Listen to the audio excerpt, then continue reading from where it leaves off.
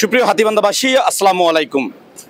আপনার আমার প্রিয় মসজিদ হাতীবান্ধা উপজেলা মডেল মসজিদ আজ থেকে 1.5 বছর আগে নির্মাণ কাজ শেষ না হলেও তৎকালীন প্রধানমন্ত্রী ঢাক ঢোল পিটিয়ে এই মসজিদটির উদ্বোধন করেছিলেন, কিন্তু তখনও মসজিদটির অর্ধেক কাজ সম্পূর্ণ হয়নি।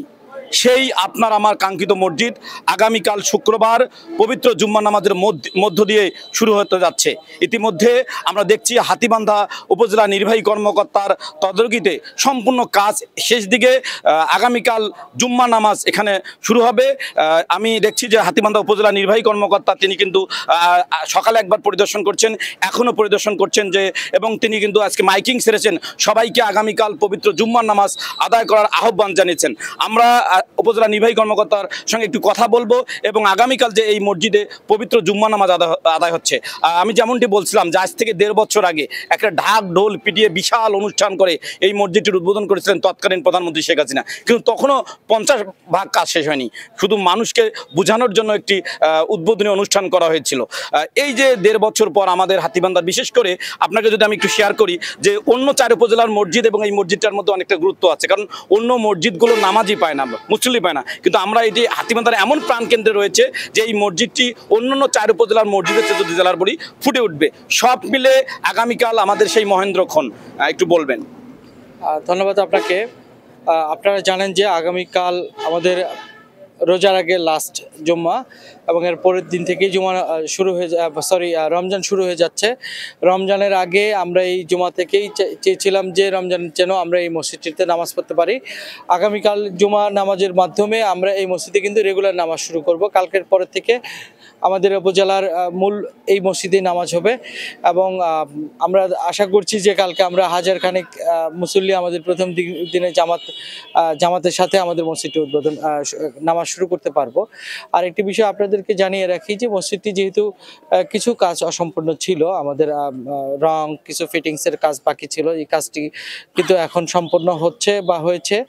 আর ইলেকট্রিসিটিরও ব্যবস্থা ছিল না, আমরা চেষ্টা করেছিলাম, একটু নেসকো রাজশাহীর সাথে কথা বলেছি, সেখানকার ইডি মহোদয় আমাদেরকে সহযোগিতা করেছেন। এই যে বিদ্যুৎ আজকে দেখছি, ইডি মহোদয় আমাদের সহযোগিতা করাতে আমরা কিন্তু নেসকোর মাধ্যমে আজকে বিদ্যুৎ করতে পেরেছি।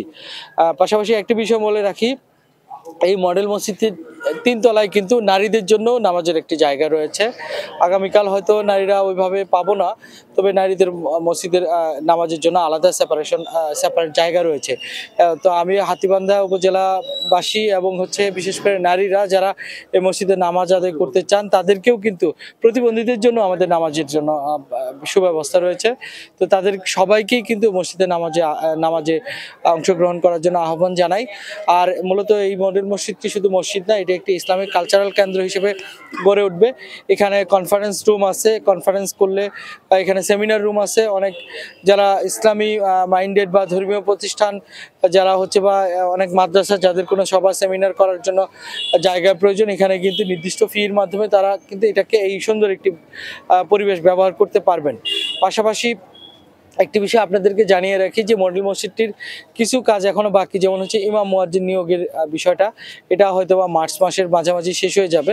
আপাতত আমাদের উপজেলা মসজিদ যেটা ছিল, মসজিদের ইমাম মুয়াজ্জিন যারা রয়েছেন তাদেরকে আমরা অনুরোধ করেছি যে আপনারা আমাদেরকে এই মাসটা সাপোর্ট দেন, এই মাসে আমরা করব। আমাদের রেগুলার পরীক্ষা হয়ে গেলে নতুন যে ইমাম মুয়াজ্জিন খাদিম যারা নিয়োগপ্রাপ্ত হবেন তারা আসবেন।